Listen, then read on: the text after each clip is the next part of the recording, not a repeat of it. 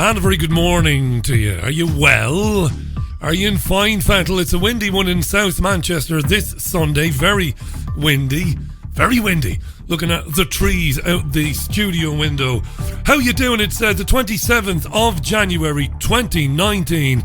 And of course, my name is Richie Allen. This is Sunday View, looking at the front pages of the UK's newspapers, listening in to the mid-morning political talk shows as well. Thanks for joining me then. Let's do it.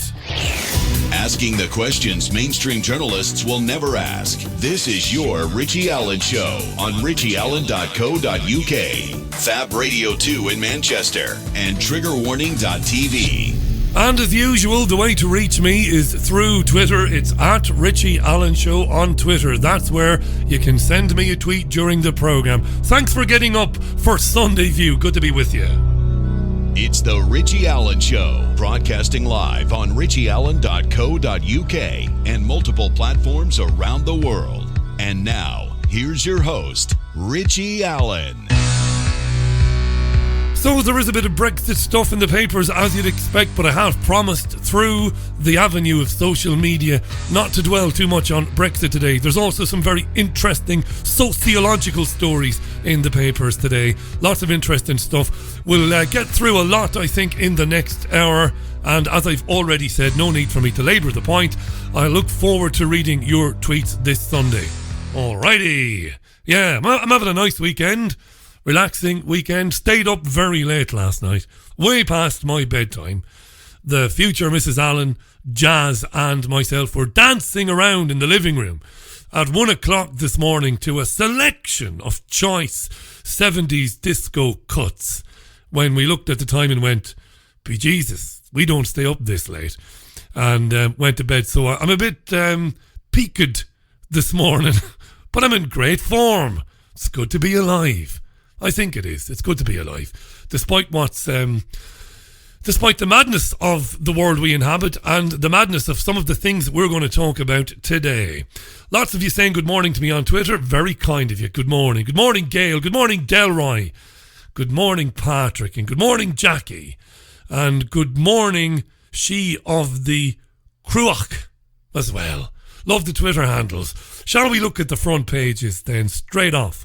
Let's get into it. The Sunday Times, Murdoch's Times, leads with this. This is important. We're not going to open with Brexit today. This is an important story, and it has been picked up by everybody. The Sunday Times front page reads, "Revealed how big tech pushes teens to suicide." Serious story, this.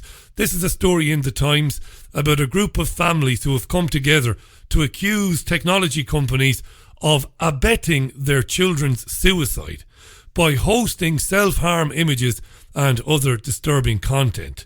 This all comes as the Health Secretary told social media sites to take responsibility for their effect on young lives, right? Okay.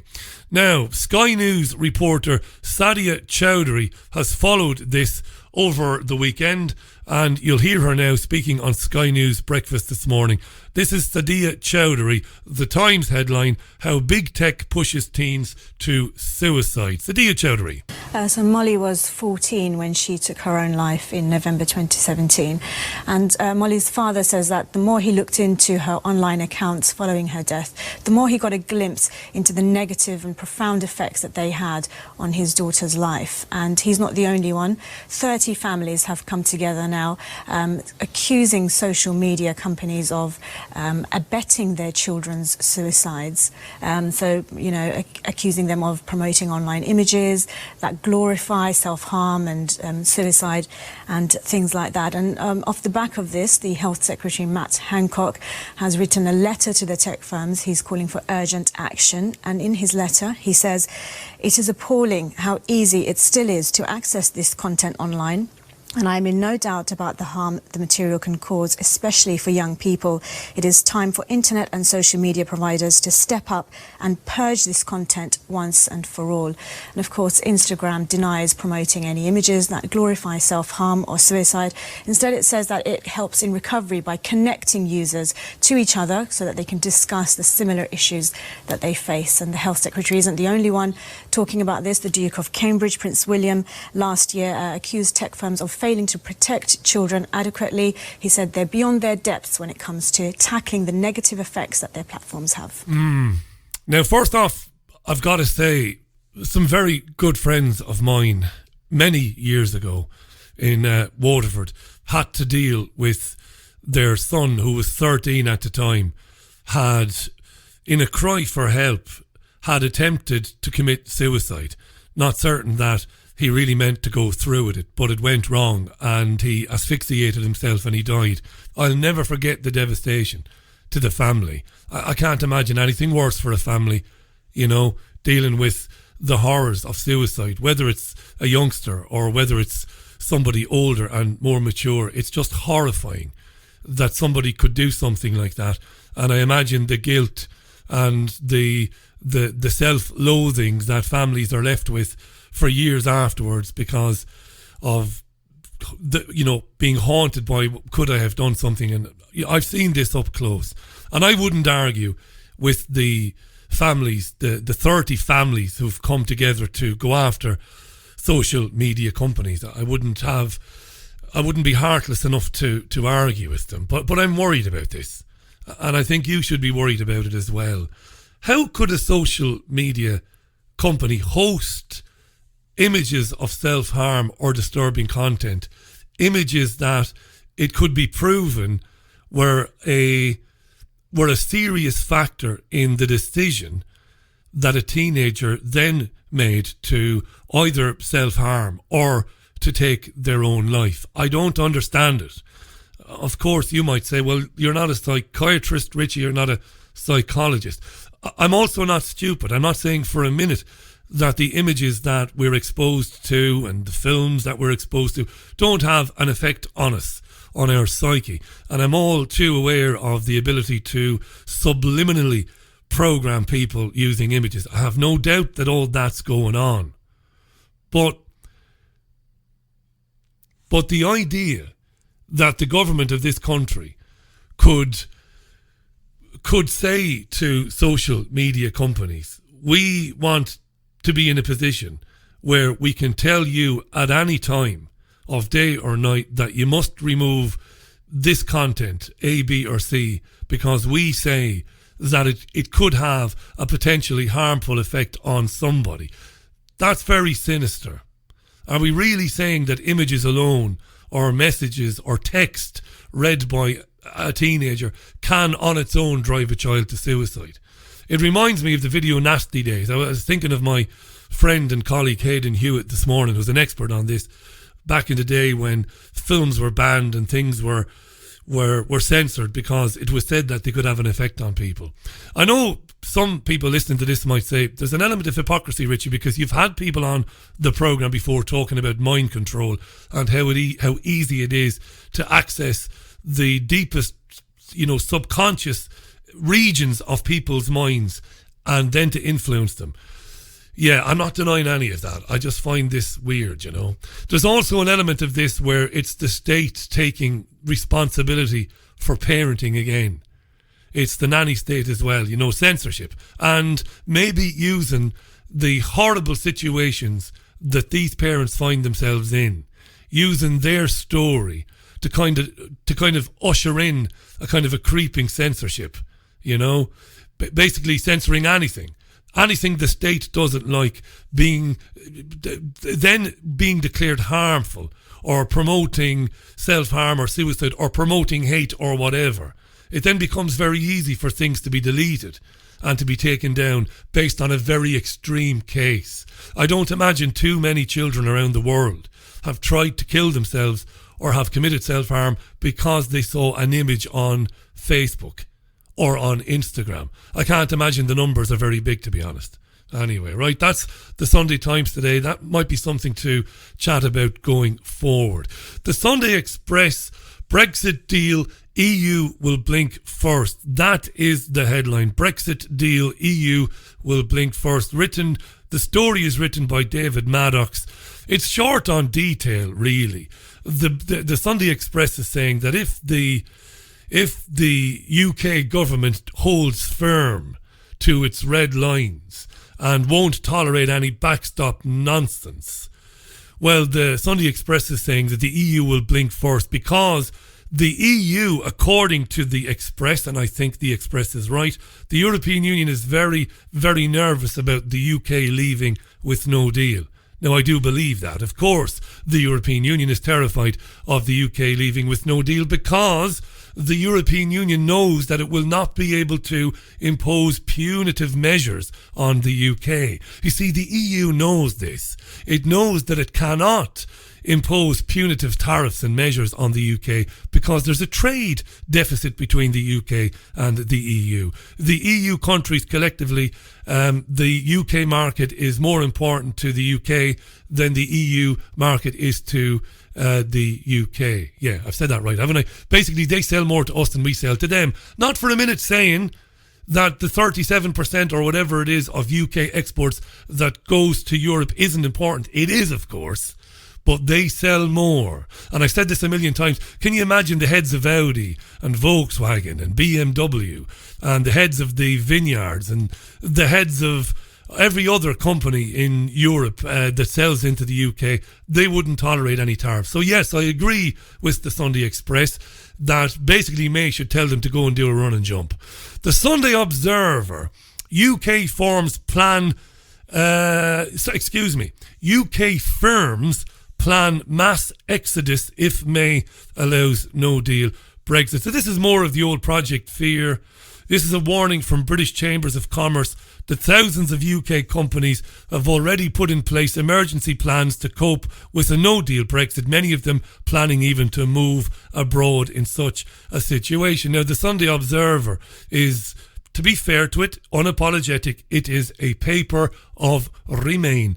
It has an editorial policy of supporting Remain, so therefore it is very happy to publish these stories all the time about how people are going to be jobless, potless, toothless, God knows what else, if we leave with no deal, right? That's the Observer. What is it, 12 minutes past 11. It is 12 minutes past the hour, depending on where you are. 12 minutes past 11 here in the UK as I speak to you now.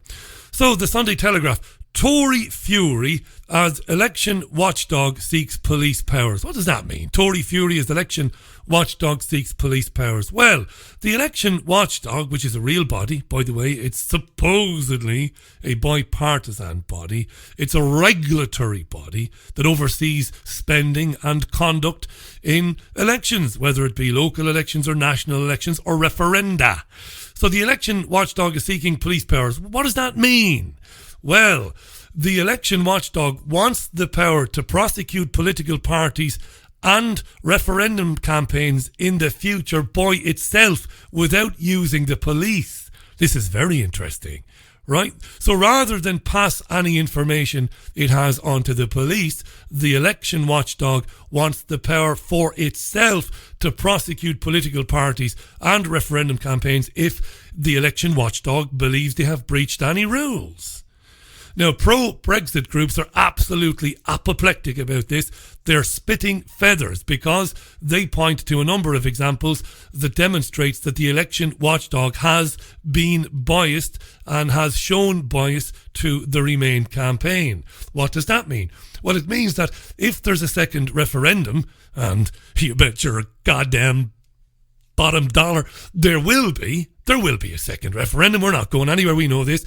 In the second referendum, the Brexiteers fear that if these powers are given to the watchdog, they would be used to hammer the Leave side in the next EU referendum. You with me? So that's a big story in the Sunday Telegraph today. And as you know, there's a big week coming up, dear listener. A big week because Theresa May will go back to Parliament on Tuesday for another vote. Desperate to try and get this this agreement, the withdrawal agreement that she made with the European Union, the withdrawal agreement that a couple of weeks ago was hammered in the biggest defeat ever for a Prime Minister, well, at least in 90 years anyway. She's coming back with a few tweaks here and there on Tuesday. It's not expected to succeed on Tuesday, right? So Tuesday's a big day. But before they vote on Theresa May's deal on Tuesday, there will be votes on a number of amendments to her deal. Now, you've heard a lot about the amendments. These are amendments by Yvette Cooper and Dominic Grieve and other Remainers. Admittedly, there are one or two amendments by Brexiteers, but the main amendments that will be discussed and debated to Theresa May's deal, these amendments have been put forward by people like Yvette Cooper and Dominic Grieve. They are Remainers. Do you understand any of these amendments? What's going on? Let's let Grace Blakely sort it out for us. She's a financial journalist, is Grace, and she explains the amendments to Andrew Marr on BBC One this morning, The Marr Show. Grace Blakely with the amendments explained. So first you've got the Cooper Amendment, which essentially aims to push back that Article 50 deadline for another 3 months in the... Postpone us leaving for up to 9 months. Exactly, aiming to basically avoid a no-deal Brexit, which most MPs are kind of against.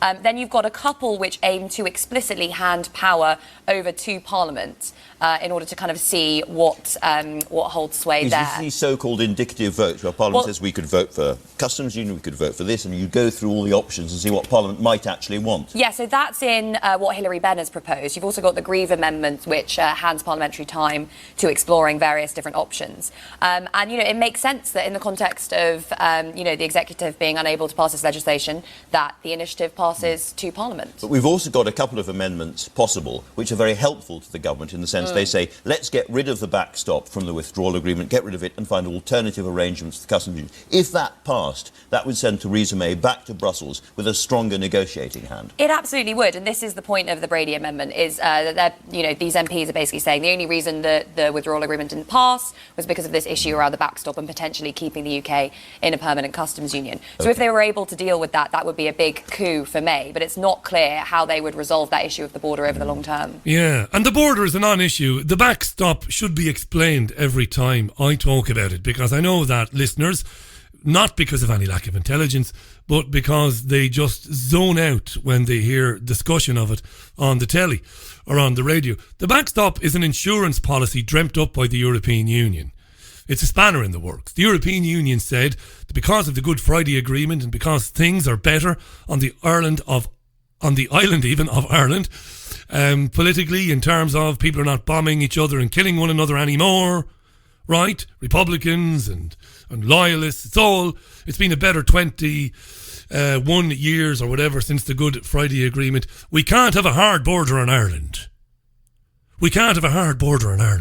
The European Union dreamt all this up. So the backstop would mean that if the UK left the European Union with no deal, the UK would remain in a temporary customs union with the EU in order to avoid a hard border. The hard border is a big red herring. It's a load of old bollocks. So it is. There's no need for it. If the Republic of Ireland, let's say Ireland, it's Ireland, my country. If Ireland wasn't such a pathetic lapdog and totally owned by the European Union, the Irish government would say, feck off. There's going to be no hard border. We'll carry on as normal. To hell with the European Union. But of course, because the Irish government cannot make any such decision on its own, because there's no democracy in Ireland, there's no sovereignty, this whole backstop nonsense was basically put in as a big spanner in the works, to keep the UK in the European Union come hell or high water. Yvette Cooper and her amendments. So these amendments that have been attached to Theresa May's vote, to her deal, which will be voted on Tuesday, are designed to keep us in the European Union one way or another, to delay Article 50, to keep us in for as long as possible until we can get this second referendum. Now, Yvette Cooper was on the Andrew Marr Show today, but I won't subject you to her as you're probably eating your breakfast. And Yvette Cooper is nauseating. Cooper's pal Angela Rayner, the Shadow Education Secretary, she's a Labour MP. She was on Sky News with Sophie Ridge. We're coming to the end of the Brexit report this morning. Told you I'd keep it brief. Angela Rayner, Shadow Education Secretary, was on with Sophie Ridge, and Sophie Ridge had a good question for her about democracy. Now, the frontbench's own amendment puts the option of a second referendum on a table. But recently, your party chairman, Ian Lavery, has said that asking the voters to vote again on an issue they've already given an answer on until they come up with the right answer risks serious damage to the relationship between many citizens and politicians at Westminster. So I'm interested in your own view on this. What do you think having a second referendum, or Labour backing a second referendum, would do to democracy? Now, before Rayner answers that, you must know that Rayner is pushing very, very, very hard to take no deal out of Theresa May's hands, which is just ridiculous, really. Why would you tie the hands of a negotiator and say you can't threaten the EU with no deal? Rayner is one of those, so don't think that she's any champion of democracy. However, her answer is interesting.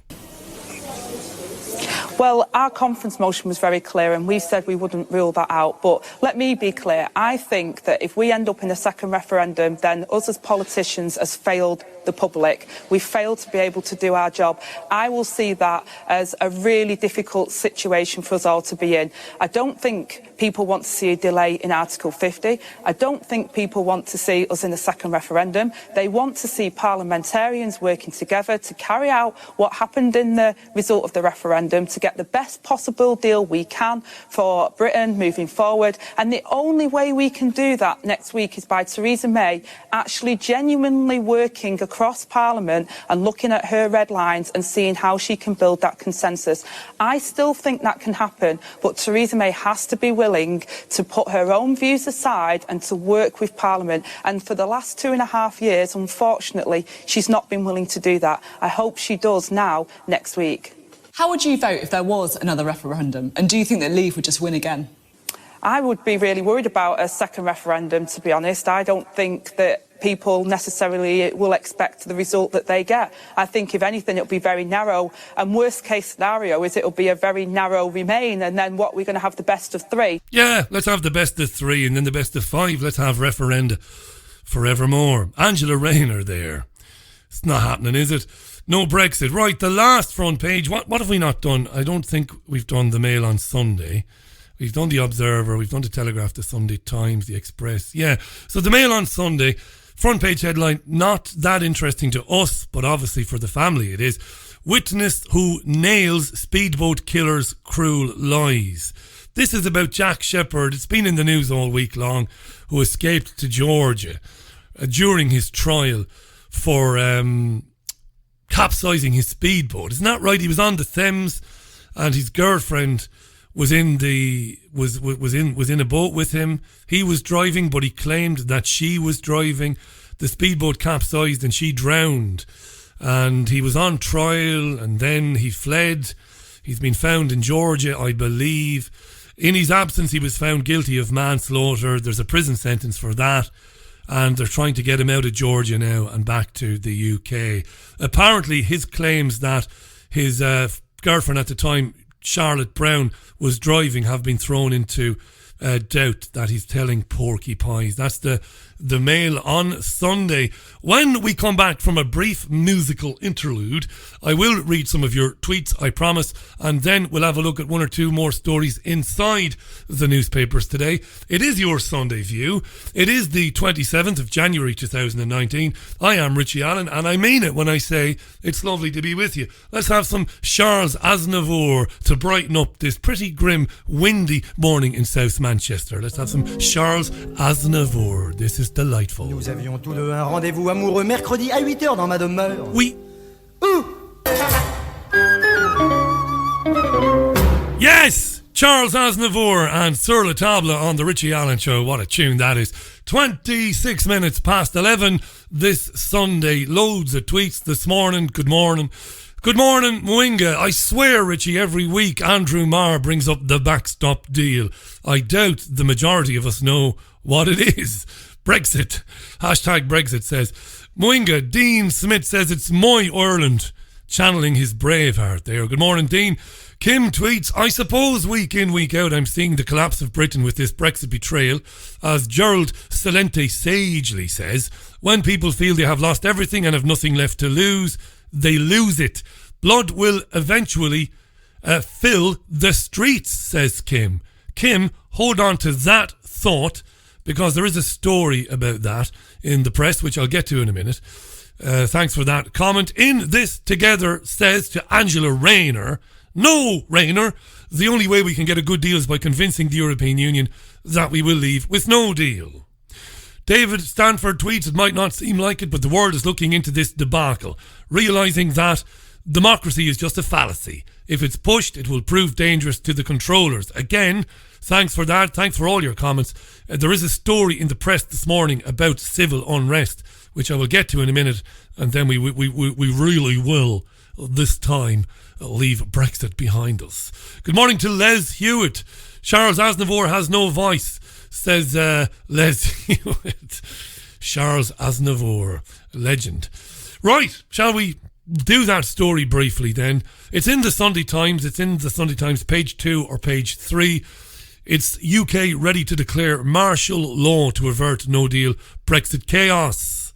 Martial law. The government is gaming the use of drastic powers to halt unrest if the UK crashes out of the European Union. According to the Sunday Times, Whitehall officials have been gaming a state of emergency and even the introduction of martial law in the event of disorder, as they're looking at how to use the sweeping powers available under the Civil Contingencies Act 2004 to stop any civil disobedience resulting from the nation leaving the European Union on March 29th. This came in, this act in 2004. Yes, Richie, get it right. Under Tony Blair, the mass murdering scumbag Blair brought this in. At the time it came in 2004, it was in response to a previous foot and mouth disease outbreak. You remember that?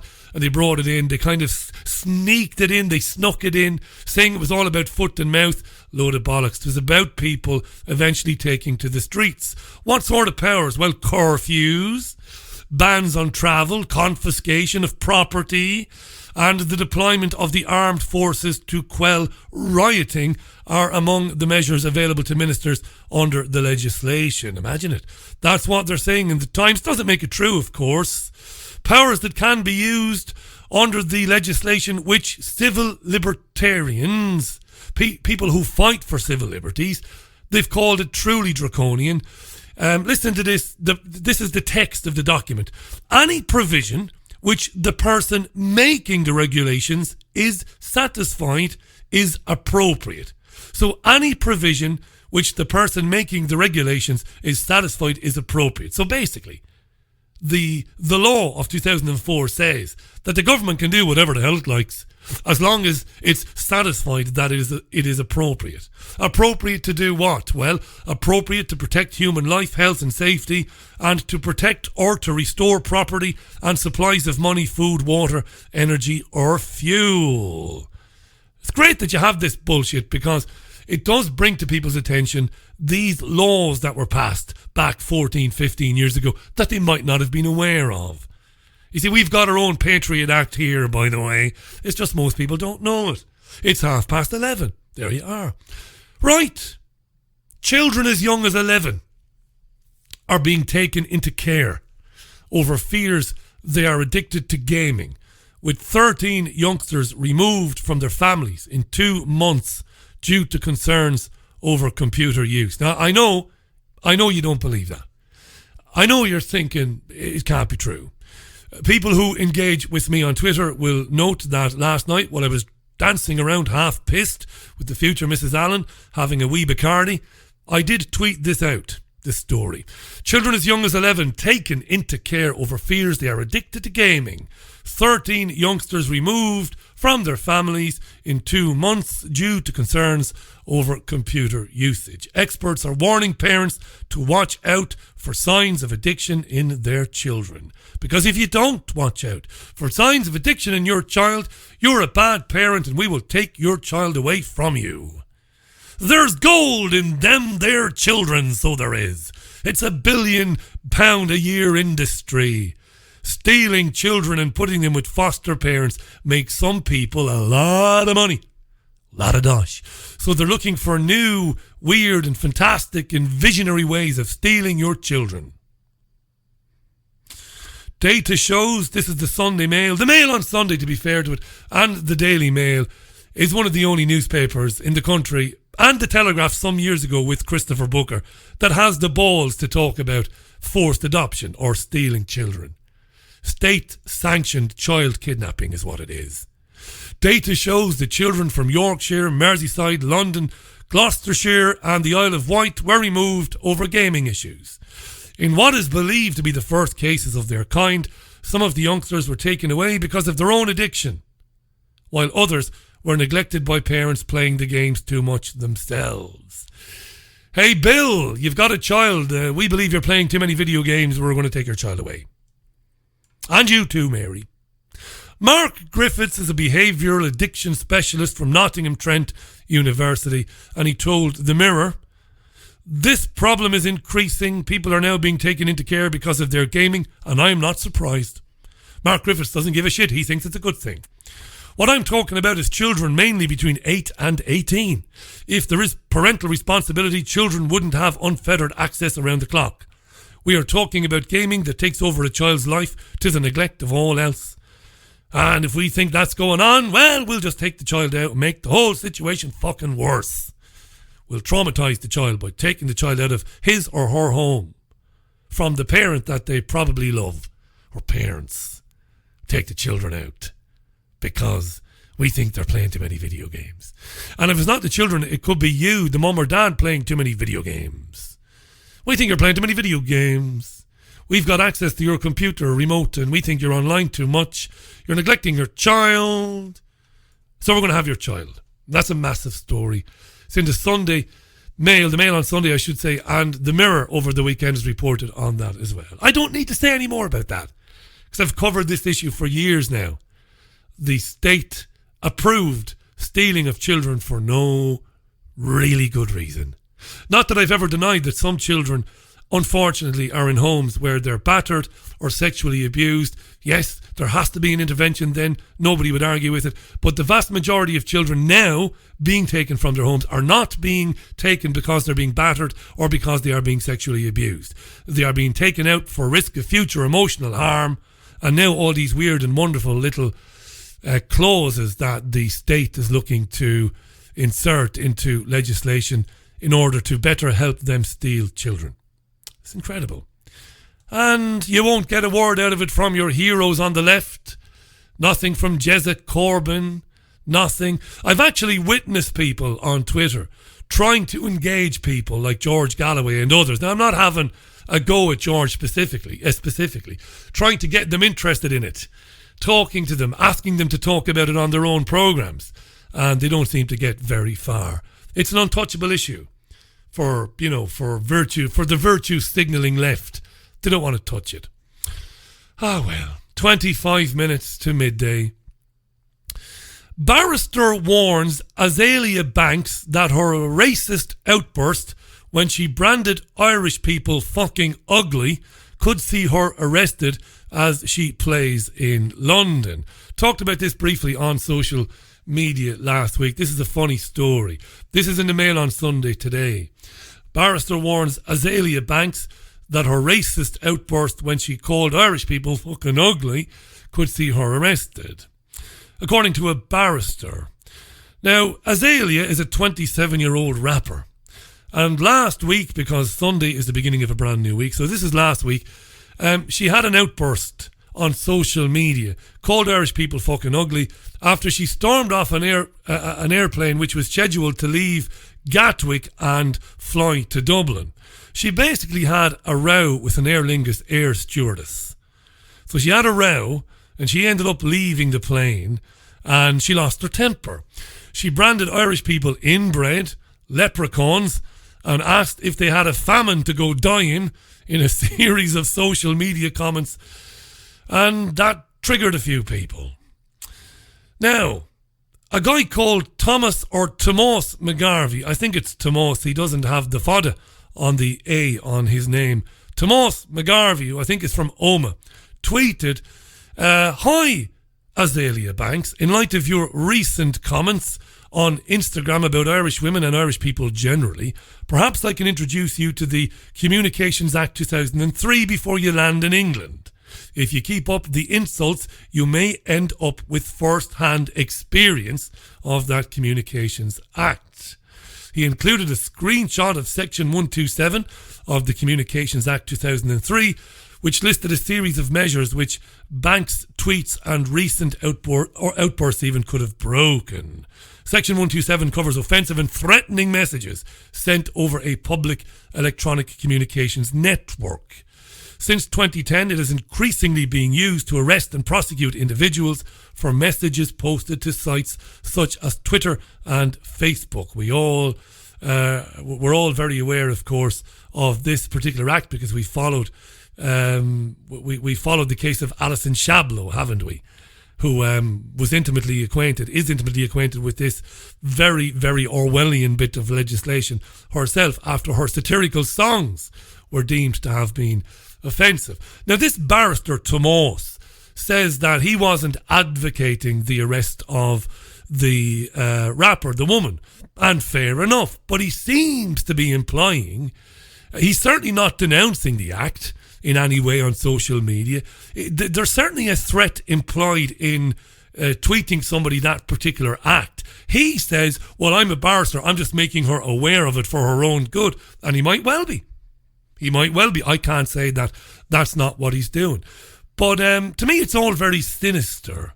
Let's forget about Tomás McGarvey for a minute. It's not his problem. It's all very sinister that people can go around claiming racism because a woman said, go and die in the famine and you're a bunch of inbred fucking leprechauns.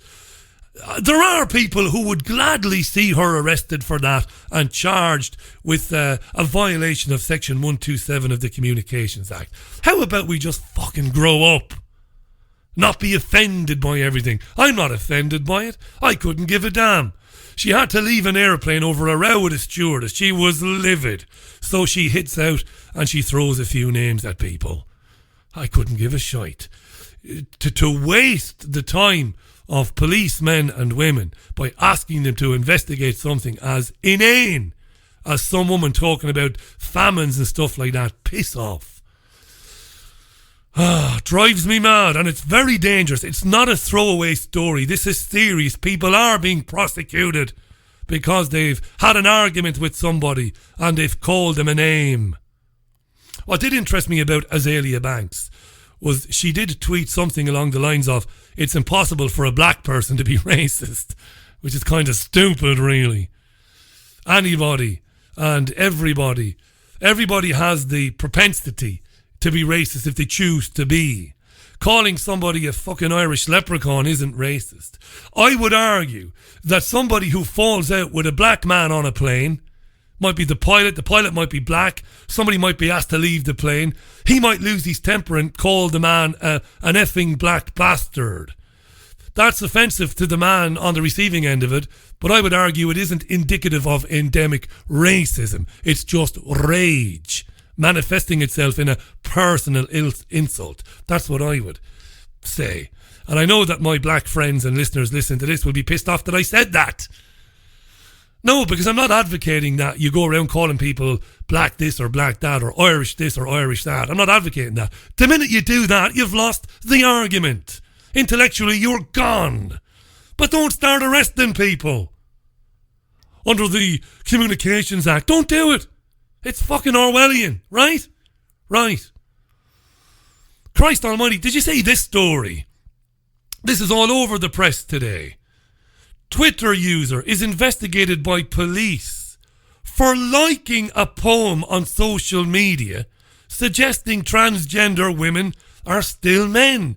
He didn't write the poem, not that that matters. He liked it. Right. And he retweeted it. A Twitter user is planning to complain to the Home Secretary. Don't waste your breath, mate. After police investigated him for retweeting a poem which suggested transgender women are still men. Harry Miller is furious at his Orwellian treatment by an officer who rang to check his thinking. Hi, Mr. Miller. It's PC, whatever the fuck. I'm just ringing up to find out how you're thinking. This is true. He liked a limerick, which includes the lines, "You're a man, your breasts are made of silicone, and we can tell the difference. Your hormones are synthetic." Doesn't sound like the best limerick ever written now, in all fairness, right? But Miller liked the limerick and got a phone call from Plod. Honest to Christ! Right? He liked the limerick. Can't have that. Now, in total, the company director, Mr. Miller, who's a former policeman himself, ironically, had posted about 30 tweets on transgender issues when he was called by a police officer who introduced himself as representing the LGBTQ community after receiving a complaint. According to Mr. Miller of Nettleton in Lincolnshire, we need to know the details, the complainant was an unknown member of the public who had found him via his plant management company. And the snowflake, who remains anonymous, decided that if Mr. Miller employed trans people, it was not a safe space for them. So a snowflake saw that Mr. Miller retweeted a poem about transgenderism, a limerick, and did a bit of detective work. The snowflake, the anonymous snowflake, found out that he runs a company, then decided by himself or herself that Mr. Miller might not have a safe space for transgenders in his company, then phoned the police, and the police phoned Mr. Miller. The officer, PC Mansour Gull of Humberside Police, told Mr. Miller that he had 30 tweets by him. "I've got 30 tweets by you here, Mr. Miller."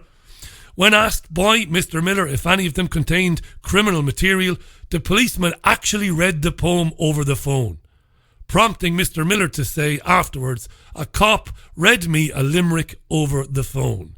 Mr. Miller said I didn't write it." And the policeman said, "Ah, but you liked it and promoted it." I then asked, Mr. Miller said, I asked the policeman, "What are you doing wasting your time on a non-crime?" And the policeman said, "It's not a crime, but it will be recorded as a hate incident."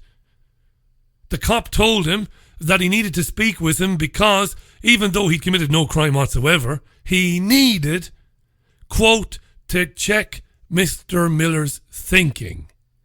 Seriously, honestly, said Mr. Miller. Finally, he lectured me. He actually gave him a lecture, saying sometimes a woman's brain grows in a man's body, and that's what transgender is. Mr. Miller told the Mail on Sunday, 1984 is supposed to be a book, not a police operation manual. To be told that the police needed to check my thinking was a bit much, you think? A bit much? Anybody else not disgusted? Anybody else want to see this through? We want to see this investigated, don't we? We want sanctions brought against the police officer and his commanding officers. Sanctions. These people have to be brought to court for harassing a private citizen because he liked the limerick on Twitter. This is harassment of a private citizen because he liked the limerick, because he thinks, well, I agree with that, actually. I agree that transgender women are not really women. I agree with that, fair enough. Fair enough. And he gets phoned by the police. Anybody else a bit worried about that, where that's going? And it's not an isolated incident either. Do you remember Yorkshire Police last year? Do you remember tweeting out that they wanted people to report non-crime to them? Report hate crimes. When people say things that you feel a bit uncomfortable with, tell us. Phone us up and tell us, and we'll record it as a hate crime. That was Yorkshire Police last year. Mad, huh? Mad. Lunacy. In Missouri, here's a segue, here's a weird segue. In Missouri, an army vet was working out in a gym, minding his own business, on the treadmill, lifting weights, whatever, when the owner of the gym came up and asked him to leave. Well, I think she first said, would you take your t-shirt off? He said no. Why? She said, because it's got a Trump 2016 message on it. We don't like it. Will you take it off? And he said, well, no, I'm working out. So she asked him to leave the gym. This is true.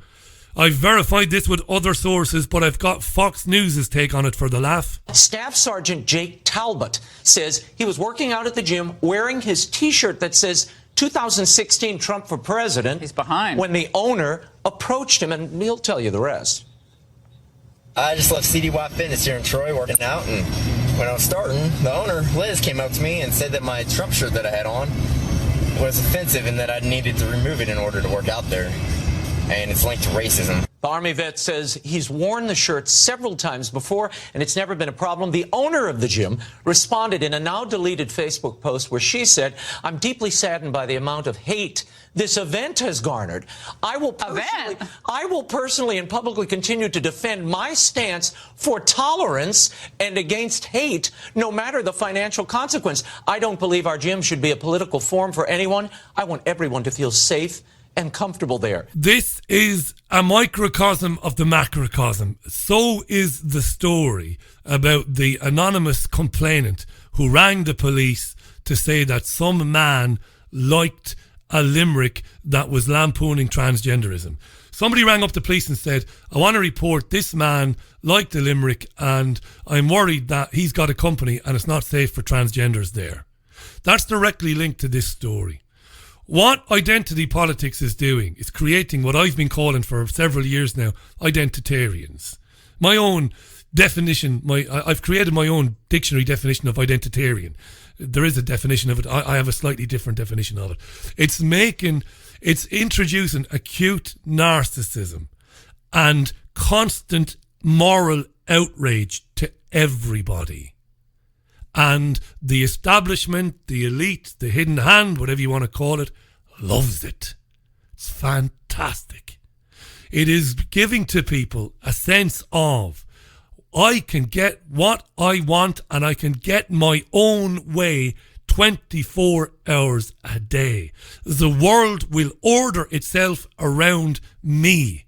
And I do not have to be confronted by people or by ideas that I am opposed to. Liz in the gym looks and sees a guy working out and he's got a pretty harmless t-shirt, Trump 2016. She's outraged, says it's racist and tells the guy if he doesn't take it off, he's got to leave the gym. I know it's not the most important story you'll ever hear on Sunday View, but it's very important. Isn't it? Because this is what's happening to society.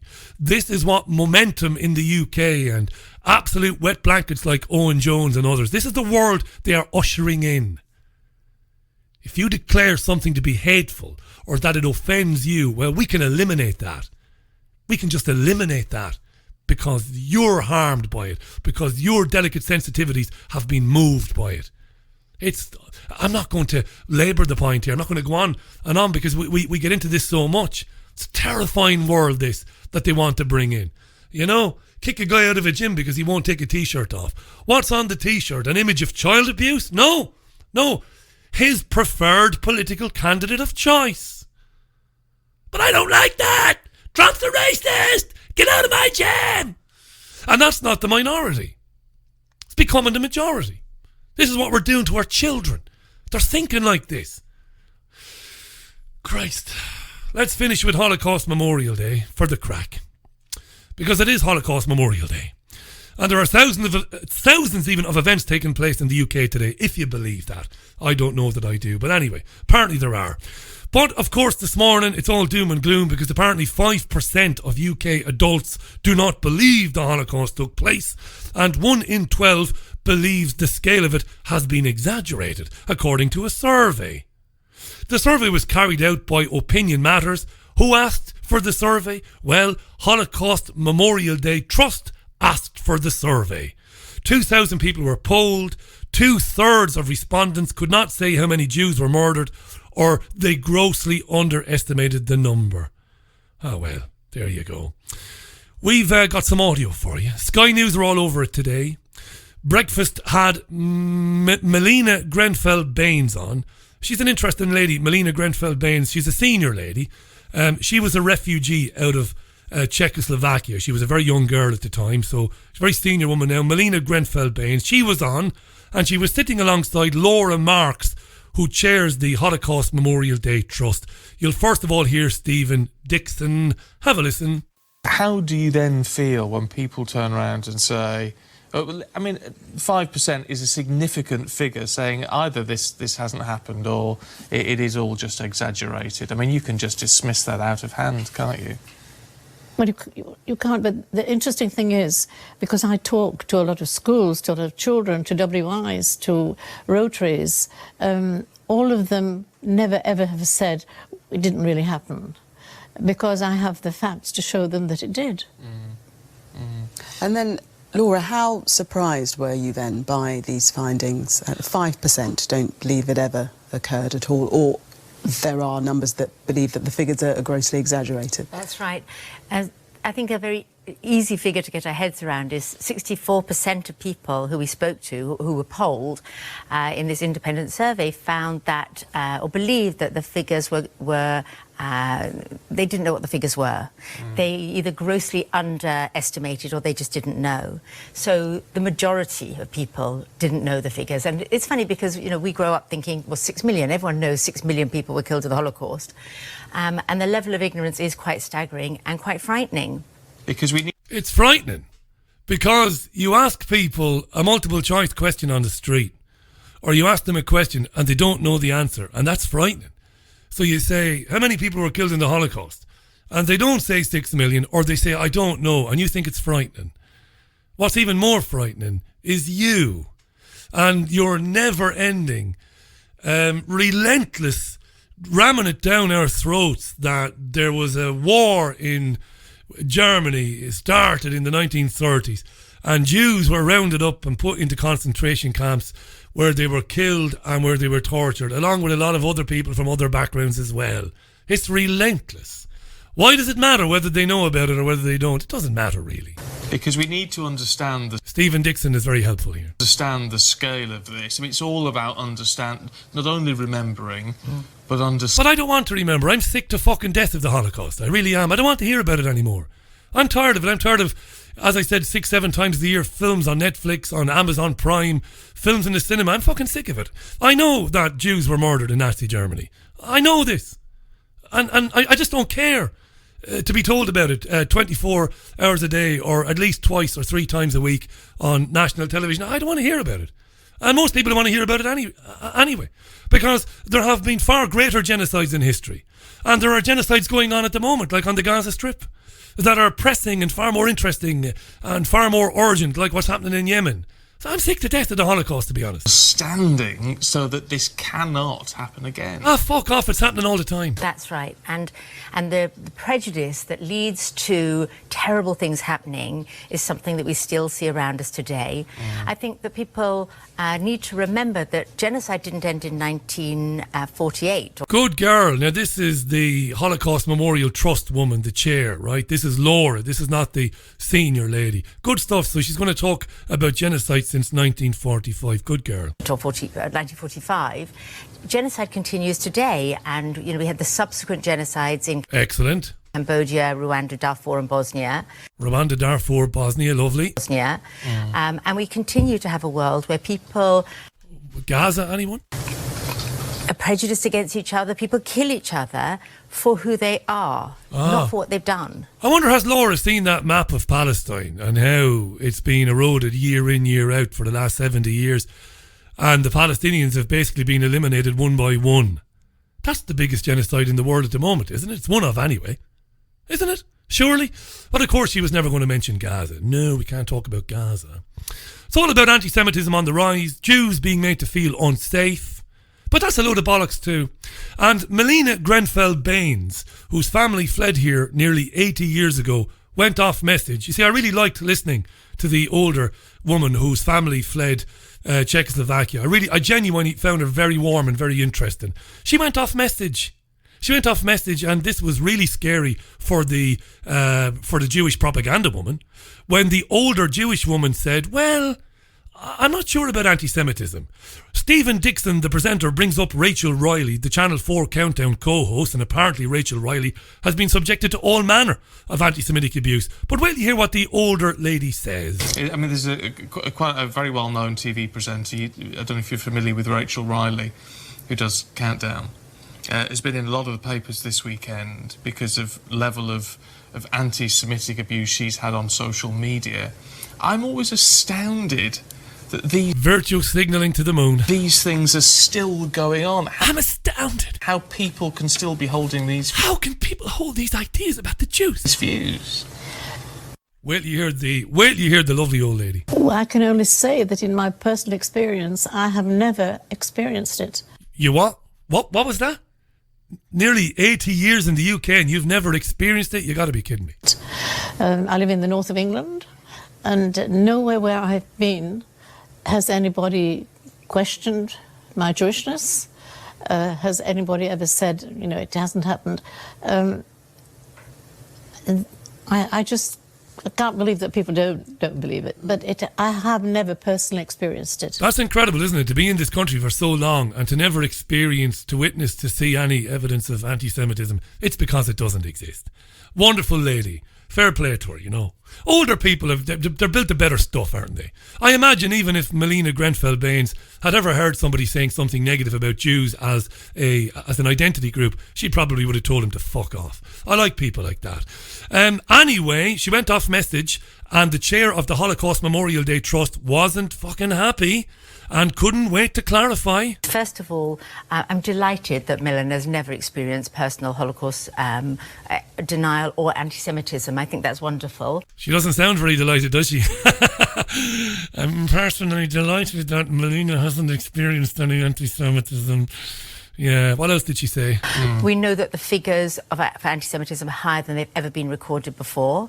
And we know that's in the context of all hate crime and all hate incidents being higher than before. Bullshit, she's a liar. Back in 2017, 2 years ago, the Institute for Jewish Policy Research conducted the largest and most detailed survey of attitudes towards Jews and Israel ever conducted in Britain and found that there are no anti-Semitic attitudes inherent in English, British, Irish, Pakistani, whatever people in this country. There is no animosity towards Israel or Jews in general in the UK. The Jewish Policy Research found that it's the lowest in the world, only about 2.4% expressing some discomfort or annoyance with Jewish people or whatever. They're all fucking liars. They can stick their Holocaust Memorial Day up their arses. I'm out of here. Enjoy the rest of your Sunday. And that's not to disrespect people that were murdered in Germany or in Poland. Not at all. They're gone. They're not here anymore. All right? They're not here. They can't be offended. I couldn't give a shit. Leave them with Stevie Wonder. Enjoy the rest of your Sunday. I'll see you tomorrow at 5. Thanks for listening. Love you. Bye now. Bye.